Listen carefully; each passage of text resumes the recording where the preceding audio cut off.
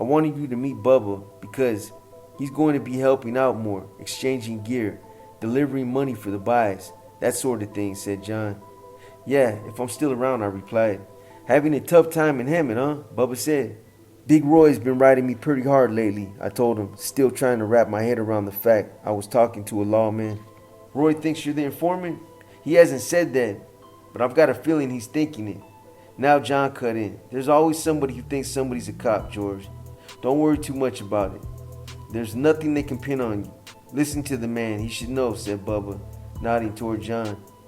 Then that big biker leaned his elbows on the table and shared with me the most important bit of advice I'd ever received on the art of surviving undercover. "Listen, here's all you need to remember if someone accuses you of being a rat. Whatever happens, never cop to it. Understand? Even if they claim they've got you dead to rights, never admit who you're working with. They'll try to bluff you out. That's how guys get caught. No matter what they say, no matter what they do, never cop to the truth, brother. Never." For 6 months, a chill hung over the Hemet Boggles.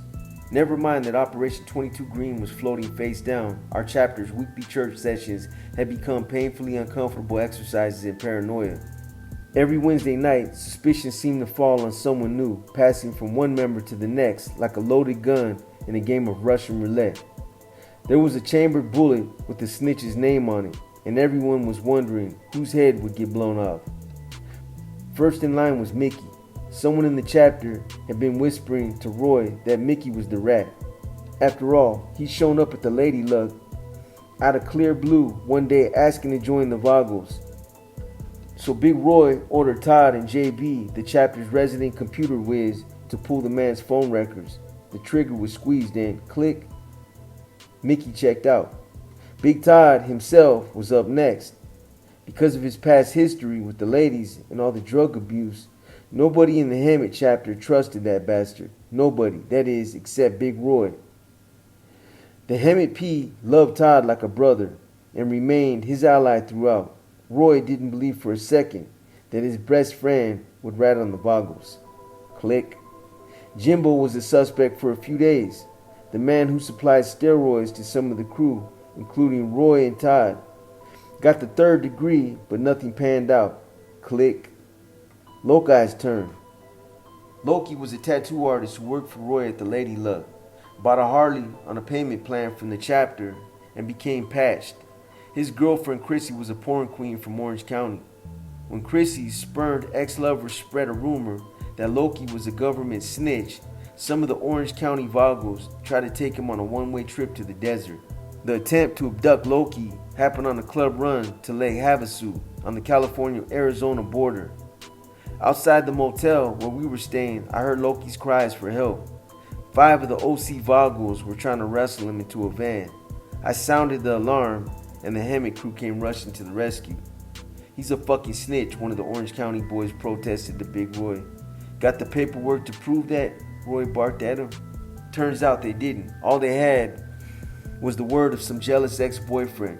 "Loki is with Hammett," Roy warned them. "Unless you've got something that proves he's an informant, you're going to leave him alone.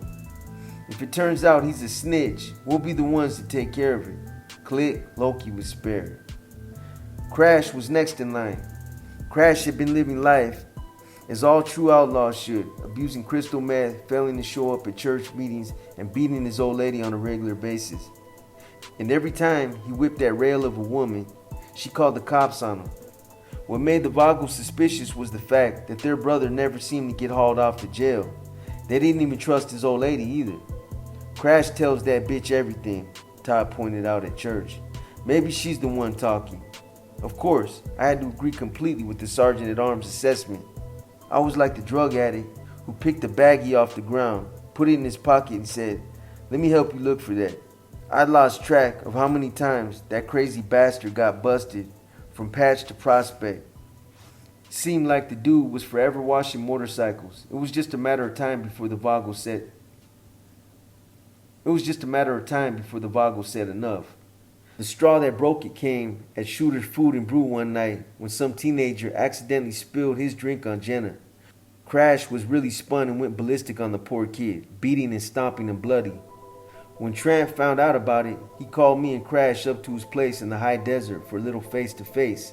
Sensing trouble, I put an urgent call in to John Carr, who sent Detective Shelly Kelly up from San Bernardino to cover my ass.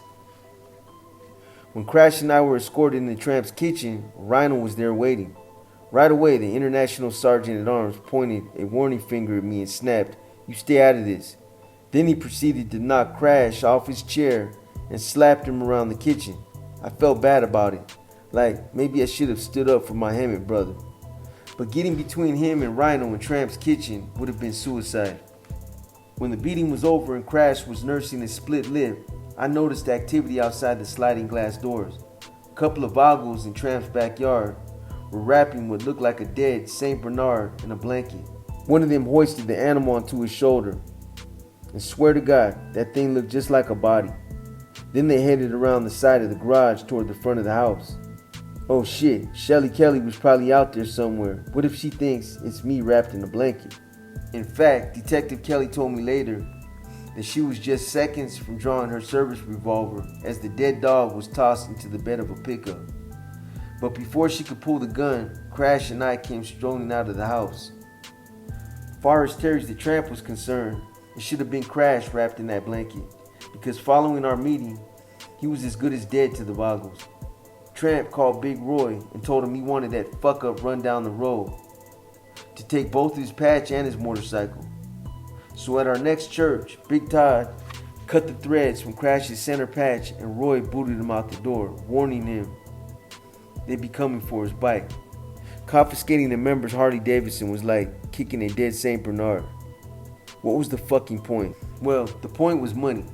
Bikes could be bought, repaired, and sold for a hefty profit, or at least to a member at a big interest rate. And if the member defaulted, he'd get run out and lose the bike. But in Crash's case, Big Roy was just going to confiscate that stock Harley and sell it for cash. So a few days later, Todd and I were dispatched to take possession. Crash was expecting us. The man was tweaking when we got there and didn't give a shit about much of anything in the condition he was in. "Can I take your bike, Crash?" asked Todd apologetically. "Over your dead body," Crash grinned. "Sorry, National told me to take it." "Oh yeah? Well, then why don't you go in the garage and get it, motherfucker?" When we entered the garage, we found the Harley lying in pieces across the floor. Crash had taken the whole damn machine apart. What a piece of work. In a strange sort of way, I was going to miss that crazy son of a bitch. Maybe because he was no longer the man under Roy's microscope. Happy trails, Crash. Click. Finally, inevitably, with just one pull of the trigger left, it came around to me. Already done with Mickey, Big Roy ordered Todd and JB to check my phone records. And of course, 100 fucking calls to Uncle Johnny Law immediately showed up. "Oh, that's just his uncle's number," Todd explained to JB. "I know that for a fact." Holy shit, that was close. That Wednesday after church, at the end of a long and tiresome stretch of strip searches and paranoid accusations, Roy pressed his hand against my chest. "If I ever find out you're a rat, just kill me now then, Roy," I said. "Just kill me now then, Roy," I said, remembering Bubba's advice. "If you're thinking I'm a rat, just kill me now and you won't have to worry about it." Roy and I faced off for a long moment, but I never flinched. He finally broke it off and moved on. A few seconds later, Big Todd approached me looking anxious. "Tell me it's not you, George," he said confidentially. I looked him straight in the eye. "It's not me, Todd," I told him. He patted my shoulder, looking relieved. I think Todd just needed to hear me say it. Shortly after the inquisitions ended. Don't ask me how, it defied logic. But the bullet with my name on it never did fire. Click.